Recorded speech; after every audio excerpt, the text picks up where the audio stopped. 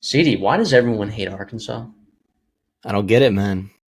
All I'm hearing, right, and Arkansas fans, I don't think they deserve this. All they're hearing this off season is, oh my gosh, Sam Pittman, this team's falling apart. They have no wide receivers. Landon Jackson's gone. This offensive line's terrible. What is Taylor Green doing?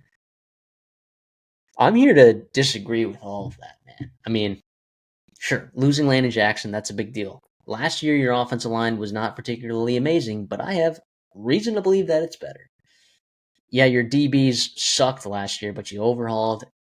I mean, the biggest one that you're like, the two big things where you're concerned about this team, wide receiver position for sure.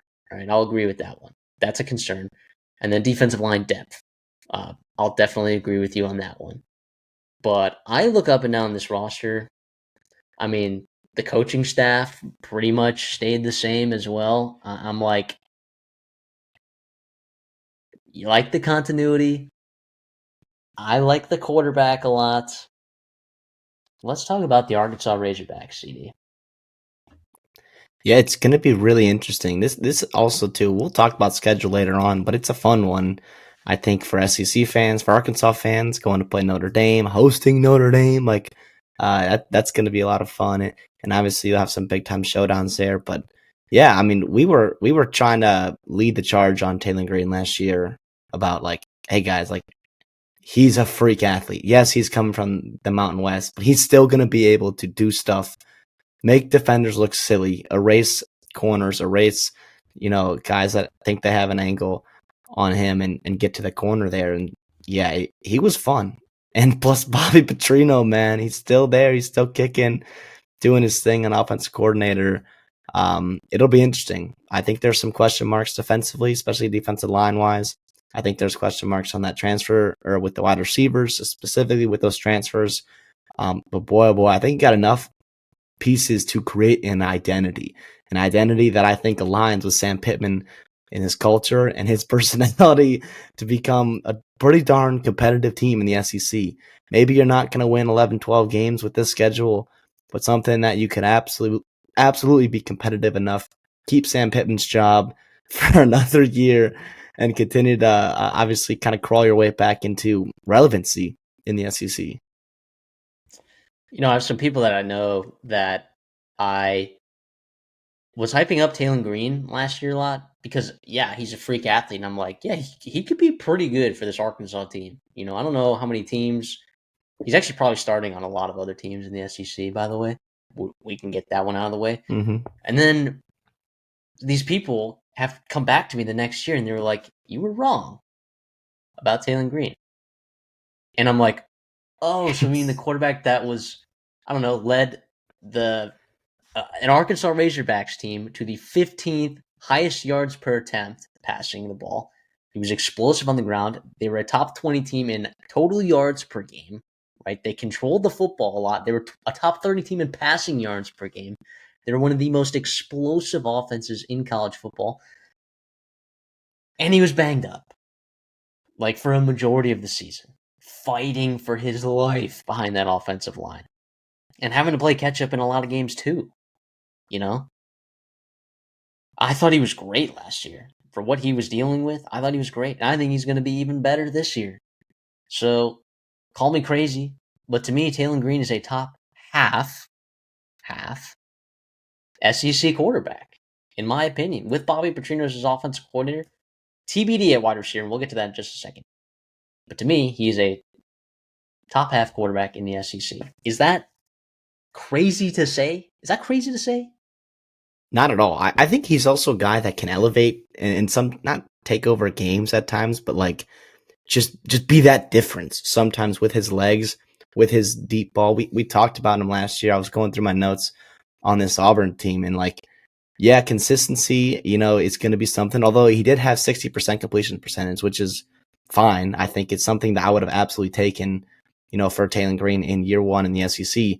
But it was his deep ball. You talked about yards per attempt, like, and what he was able to do passing yards was like, that was awesome. He helped get Andrew Armstrong, Isaac TeSlaa, like guys, get him drafted, make him a lot of money.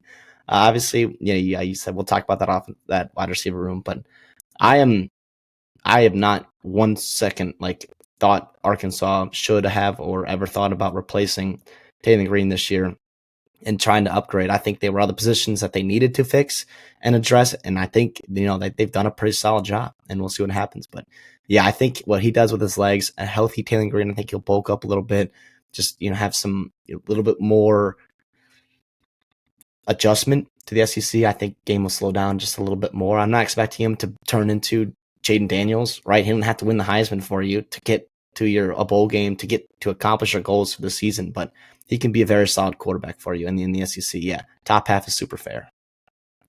And to complement his game on the ground, you got a great running back room. I'll say great. Yeah. Braylon Russell, phenomenal running back.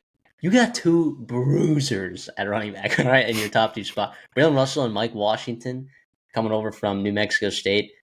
Bruisers, all right. Bruisers. Running behind a pretty large offensive line, too, I will say. AJ Green comes back from Oklahoma State. He was with you, and then he left to go to Oklahoma State.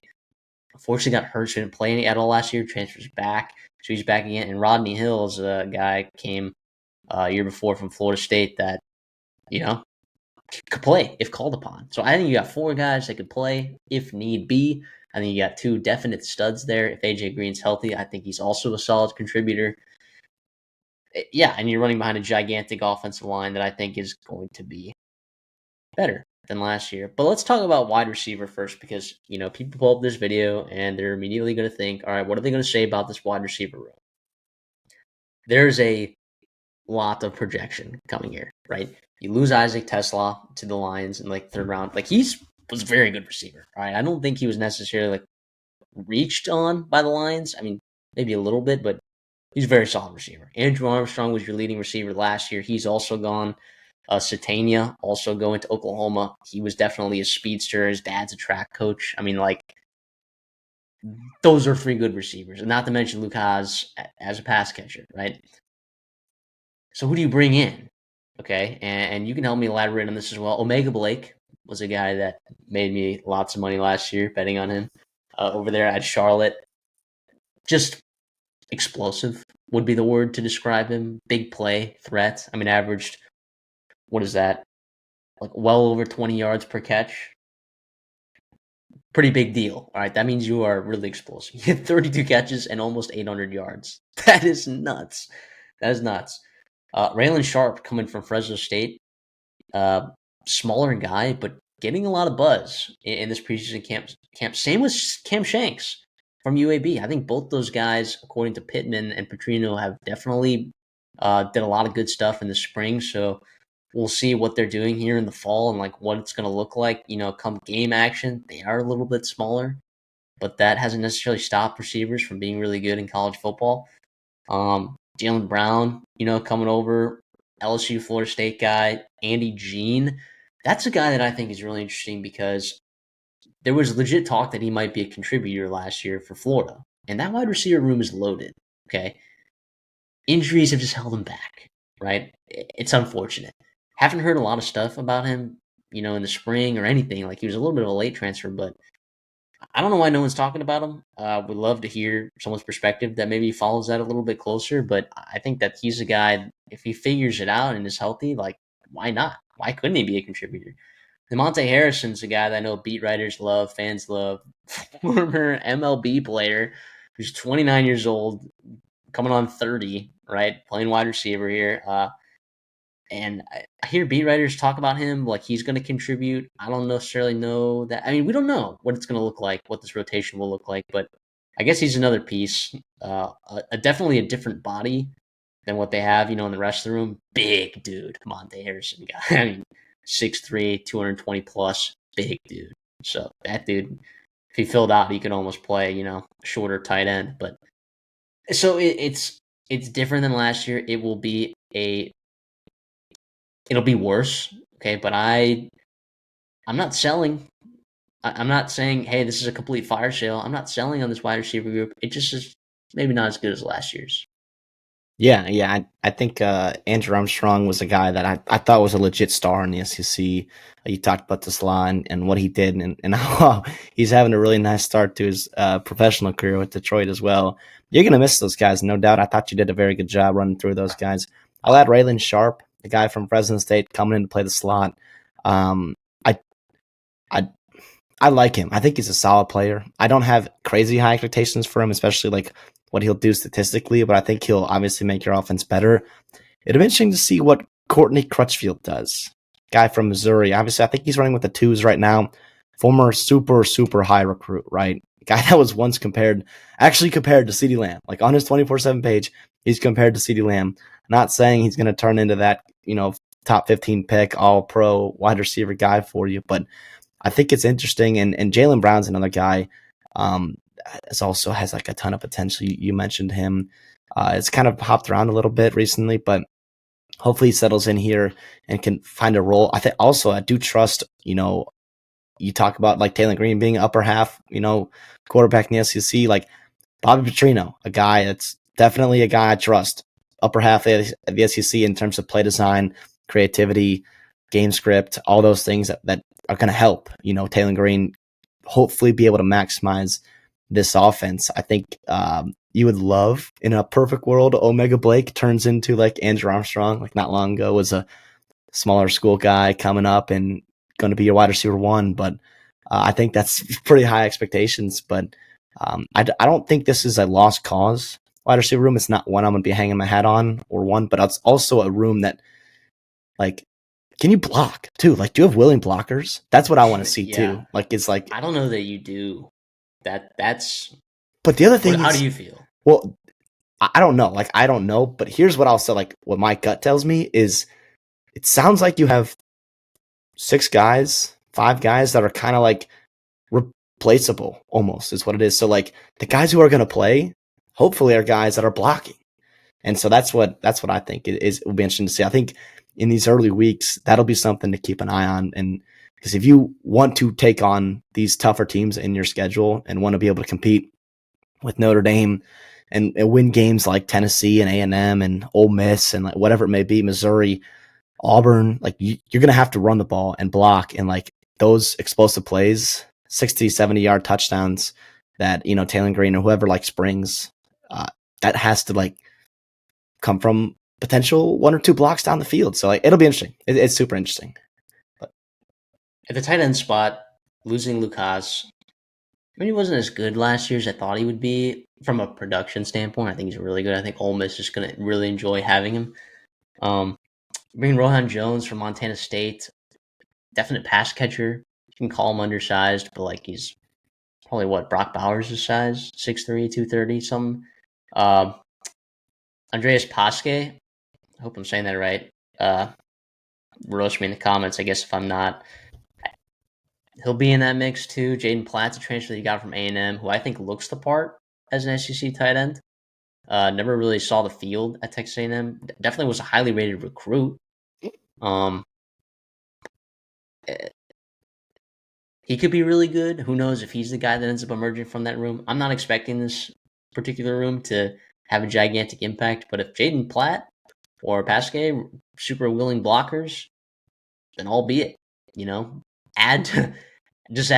extension of that offensive line, But I do think you got a pass catcher over there in Rohan Jones, and so it'll be interesting. Who knows? It's not super deep. It's not flashy. It just is what it is. All right, that tight end spot. So, right. You almost have to like moneyball it kind of with Lucas. Like you're losing one of the best tight ends in the SEC. Yes, he didn't have the stats to back that up last season, but he's still really, really good. There's a reason Ole Miss went out and got him. You're kind of trying to replace him with a couple different guys and kind of see what you can do, like little Jonah Hill and Brad Pitt special. But yeah, I think it's not going to be a group that's going to be elite necessarily, but I don't think it has to be. I think it could be very solid, have guys with certain roles and niches and be able to maximize this offense. No, I talked about it. The offensive line. So why do people think that this offensive line got worse, is my question. Because you had Carmona playing left tackle, who, sure, he was an all-SEC left tackle by those standards. I don't necessarily feel like he played like an all-SEC left tackle when he was there, but he's going to move down to guard. Like, he's only going to get better. So from third-team all-SEC left tackle, yeah, sure, throw him down at guard, see what he does. Corey Robinson is the guy you're bringing over at left tackle, was one of the better pass blockers in the ACC last year for Georgia Tech. Phenomenal get in the portal. Not a guy that you particularly think would go to Arkansas in the portal, because offensive line is a huge commodity in the portal. Like, it's not often times you're getting guys like Corey Robinson II or Caden Killer from UCF. Lots of experience at that center position. I think he's pretty solid too. So you brought in two, I think, solid starting, immediate plug-and-play guys into the SEC, which doesn't happen a lot for a lot of teams in the SEC. Auburn tried to do it a couple years ago, didn't work out. LSU is going to be bringing in two starters on the offensive line that I actually think are pretty good as well. Kind of like to these guys' level. The right side of the offensive line is where it gets interesting, because Amarian Harris probably going to slide him down, over there. Is Blackstock going to also play some guard? I don't know. Right tackle, Shaq McCroy from Oregon. Young, mega high ceiling. You're kind of projecting on him a little bit, right? Just a redshirt freshman. I'm assuming he'll start. It could be Doomerville as well, the Maryland transfer, but he was not great at Maryland. So that's a concern, I guess, but super experienced redshirt senior. So it's like you have a combination of, size, athleticism, experience, production. You kind of have this combination of things on this offensive line. Sure, you got these new pieces, 5 new transfers in this whole group. How is that all going to meld together? But your offensive line coach, Eric Mateos, is back. I think he's fine. I thought the offensive line improved last year from the year before, even. So why can't it take another step? I do think, I thought Braun was a pretty significant loss on the offensive line, but I think he got better. I really do. And I don't think everyone's going to share that opinion, but Bobby Petrino with this kind of offensive line, an explosive quarterback with like Taylor Green, and some nice pieces around, I think he has enough to make something pretty solid here to compete in the SEC. But I mean, I'm not alone in this, right? Like, you think this offensive line is going to be better this year than it was last year? Yeah, absolutely. I also think the versatility too is something that's awesome, and depth. You talked about Carmona being a guy that, yeah, he's gonna be probably better at left guard, but if you do have injuries, you can kind of fluctuate this offensive line and still have a very serviceable group, which is something that is awesome and very important. But when you're talking about projecting over under win totals, that's something you have to take in mind, and something that gives me and you confidence that yeah, even if disaster strikes in certain positions, they can still figure it out offensively and put out 5 very solid guys. I'll mention Kobe Branham as a guy that could be seeing spots at right guard. 6'5", 330, in-state Arkansas kid. Obviously, we love our homegrown in-state kids, especially if you're going to be 6'5" and 330 playing offensive line in the state of Arkansas. But yeah, I like the upside in this room, especially if you have Harris and McCray on that right side. But with guys like we talked about who have guard tackle flexibility, if you have a competition there, I think that's not a bad thing necessarily at this point. Hopefully you start to see some separation and you get some continuity so you can work into that offensive line. But you also do have a chance to ease your way into it. You have a couple of games early on that you don't need, your offensive line to be clicking right away against Alabama A&M and against Butch Jones and Arkansas State. And then you get into a little bit more of the meat of your schedule and games that you're hoping to be competing in and hoping to win a couple of them for sure. But yeah, I'm with you on this offensive line group. This is something that you kind of put me on to, and the more I look into it, the more I feel better and better about this group and being able to unlock this offense as a top 5 offense potentially in the SEC.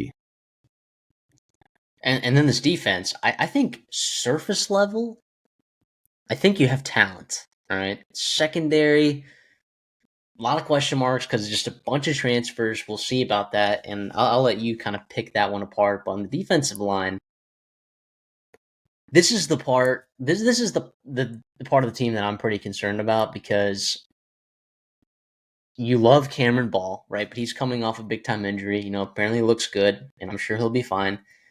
At edge, from a pass rushing perspective, Landon Jackson did so much for this football team last year. And it really is never just one guy right on the defense that makes a defense good, but he did so much, right? Quincy Rhodes is a guy that was a highly rated guy. He has the size, he has the speed, he has the talent. He can take that step, and I think he will take a step. I don't know that it'll be necessarily elite, but the rest of this defensive line, it's clear they invested here as well. He got some transfers coming in. Philip Lee from Troy. I think he could be pretty solid, but I'm not loving this group. From a surface level, I'm like, okay, they could probably put 4 guys out there and be okayish. But if teams start taking advantage of this defensive line, midway through the season and they start getting banged up, I wouldn't be surprised if this is how the wheels came off for Arkansas. Yeah. With Lee too, I think he is a little bit smaller, 240. Hopefully, he's a guy that can give you some pass rush help off the edge there. But he's also a veteran, old guy, and I think we've learned with the transfer portal that you can have G5 guys in the Sun Belt and other conferences come right into the SEC and have success. I'm not just writing him off just because of that. Justice Boone comes over from Florida. A guy hopefully give you some some competency. I think is kind of what you want. I think you just need average play in this group here. I think that's what I would like. If you told me right now you get 12 games of average SEC defensive line play, I think that you would absolutely take that. I think there's some guys in here like you talked about with Rhodes, Cameron Ball, Ian Jaffrod is freaking massive, dude. What is he? 385 pounds as a redshirt freshman. So there's potential there, but I think if you get some consistency and average play, I think there are other parts of your defense that you could have and rely upon to make plays and disrupt games and change outcomes in the SEC. This linebacker group's great, I think. Brad Spence, he's pretty good. I mean, they're going to miss him. He is. Brad Spence was pretty awesome. But you're bringing back, Sori and Dix were great. They were great linebackers. And I think that this team, it's hard to play linebacker when your defensive line is not great. You were someone that played linebacker, so I'm sure you can attest to that. But these are, I don't know how many linebacker pairs I can think of in the SEC that are much better than these two. This is a top half group in the SEC, in my opinion. Yeah, guys that you have no question marks about. Guys that played last year, played very well. Coming back this year, you expect them to play well again. You talked about that, potentially having defensive lines impacting that. Yeah, linebacker is a position where you're in the middle. So the guys in front of you, the guys behind you, that's going to affect in potentially how you look on certain plays if you're able to make plays. Funneling guys back into you, dropping into coverage, stuff like that. But yeah, those are 2 guys that I feel pretty good about. Bradley Shaw is a young kid that will give you some depth. Hopefully, you don't have to tap into that depth because you are pretty young behind those 2 with Dix and Sori. So that's a problem for hopefully the 2026 Arkansas Razorbacks, not necessarily the 2025 Arkansas Razorbacks. But yeah, I'm with you. I like this linebacker group. At the DB spot, I'll let you break it down, but you're bringing in 6 guys that are transfers after you got obliterated. Now, granted, injuries played a massive role right last year in the secondary kind of falling apart, but it wasn't the only reason. This group got a lot of hate, but also moving Larry Worth, back to kind of a hybrid safety role, I think helped this defense a lot. I think he's really good. I think he's an exceptional talent. Should be getting NFL looks. Of course, I'm not an NFL scout, so it doesn't matter what I think. But I think he got some interesting pieces. Walk me through it. Yeah, so you talked about Larry Worth at safety, or I'm at nickel, kind of going to be playing their hybrid guy. Jordan Young, another guy you could see there, maybe more on passing downs or obvious coverage situations for you in some of your nickel and dime or money packages. Shakur Smalls is also up there. A couple of redshirt seniors, which I like to see there, especially if you're not going to have game wreckers potentially, but you got guys that hopefully know where they're supposed to be going. That safety room, I think is fun. Caleb Wooden, Miguel Mitchell. Miguel Mitchell's a guy that I think You're starting to hear that drum beat getting a little bit louder for him behind the scenes there down in Fayetteville, as can be like a potential breakout guy for you. Um, I think this cornerback room is something to me that's really, really interesting. I think you have talent there. You have size and length that maybe we haven't seen a deep potential group and like a potential like high level, high ceiling group with these Arkansas guys in a couple years. So obviously you got Jaheim Singleton, former like very highly rated recruit, guy from Georgia. You've had there Connie Walker coming in, fighting for a spot. Julian Neal should be a guy that should be contributing as well, coming over from Fresno State. And then Selwyn Bridges is the person that I think I keep seeing stuff about him being a second year guy, got his feet wet last year, 6'2", 185, that can be a dude, like a dude for them this year, and someone that can lock down a side of the field and potentially be a 2-year elite starter for you is the hope. But obviously, if you don't get that jump from him, you have him to be competing and being obviously a contributing member of that group, but you also have a couple other names there that are very good athletes, guys that have played the position as well. So it's one that I'm optimistic about, no doubt. I think will be something I'll be watching, especially it'll be interesting against Memphis. I think that'll be a very fun test, a team that typically has a pretty fun offense, and they bring in a lot of transfers as well. They got a quarterback that I don't know can take advantage of a safety, so maybe we won't learn a ton from that game, but it'll be fun to see if there are guys open or against, a pretty darn good coaching staff in Memphis there, and kind of see how it's going to translate to the SEC once you get into that schedule. Yeah, special teams, I guess to move on, we'll see. I have no idea what their kicker situation is going to look like. Punter, I think you got a pretty decent punter. I mean, you got some guys that are explosive with the football that'll be touching it on the return game. So, and that's the thing, though, the margins here in the SEC, it's like, yeah, special teams is a big deal. Just ask, Pete Lembo when he's over there at South Carolina, for all those years, single-handedly winning games for South Carolina and willing them to victory. So, from a scheduling point, you brought this up earlier. Out of conference, Notre Dame at home. That's pretty fun. Alabama A&M should be a win, right? Arkansas State, even neutral site. Tough game. No, I'm just kidding. They'll probably win that game. Memphis. I mean, how many years have we seen Brendan Lewis play quarterback? And how many years has he been good at said position? So, unless by week 4 he's not the starter, I would lean Arkansas definitely in that direction. Ending the season, not drawing Kentucky is kind of a big deal. Not drawing Vanderbilt's a big deal. Of course, it's the same schedule last year, but flip home and away. You caught Tennessee last year. You get A&M not as a neutral site game anymore. This is the first year in however long that's not being played at AT&T Stadium. You're playing them in Fayetteville, and that game gets weird every year. It gets weird.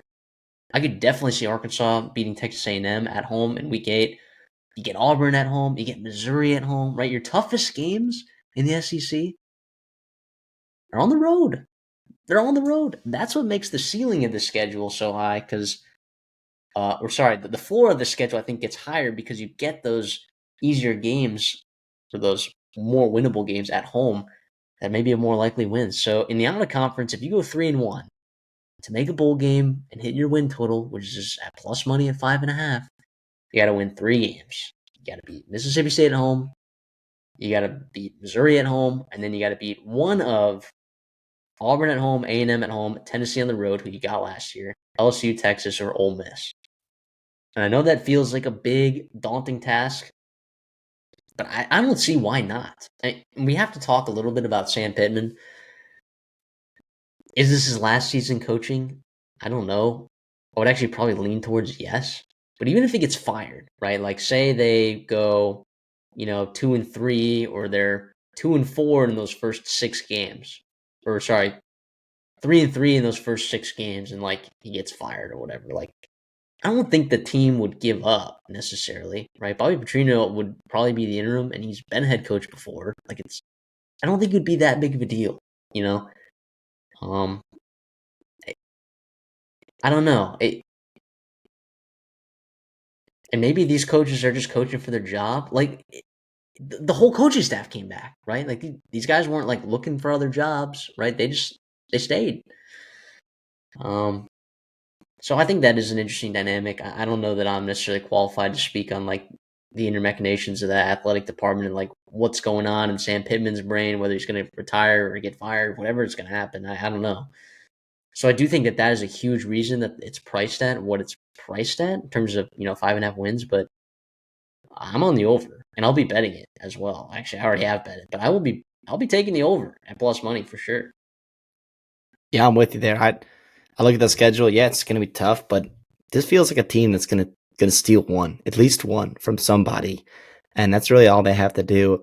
By the way, quick scheduling note: I love the fact that they're playing, like for Notre Dame. First of all, you've got at Memphis. I think it's awesome. And normally I'm against neutral site games, but it's a little bit different. I think with War Memorial Stadium, going play Little Rock in Little Rock, which is one of your like traditional home stadiums, kind of. It's like if Bama wanted to go back and play it in Birmingham, like I'm all for that. Or if Bama and Auburn want to do that, like I think that's kind of fun too. And also like the first time you ever play in Arkansas State is crazy. By the way, that's actually a stat, but it's a fun schedule for Arkansas. I think it's a fun team too. So I hope if you are a fan of Arkansas, you're watching the video, like, you should be excited. I think it's a year of optimism. I think Tennessee too, man. You did it last year, going back to Knoxville. You're going to have a quarterback edge in that game. I think you're going to have a quarterback edge in a lot of these games you're going to be playing in too, which is awesome. And you talked about offensive coordinator edge, like potentially you could see that being a matchup there. So it'll be fun. If you're going to win this year, it'll probably be winning with offense, but who knows, man? You beat Tennessee last year in a slugfight, so it could change, but a lot of fun. I'm on the over with you as well. I think we can both agree though. What's scary about taking the over is like Taylor Green goes down, it's over. It's over. Yeah. I mean, KJ Jackson's maybe he's ready. I don't know. I don't want to find out though. I don't want to find out. I love watching Taylor Green play, man. Like this is the last year I'm going to get to watch him play, and I'm excited about it. I would hate it if he got hurt and something happened to him, but yeah.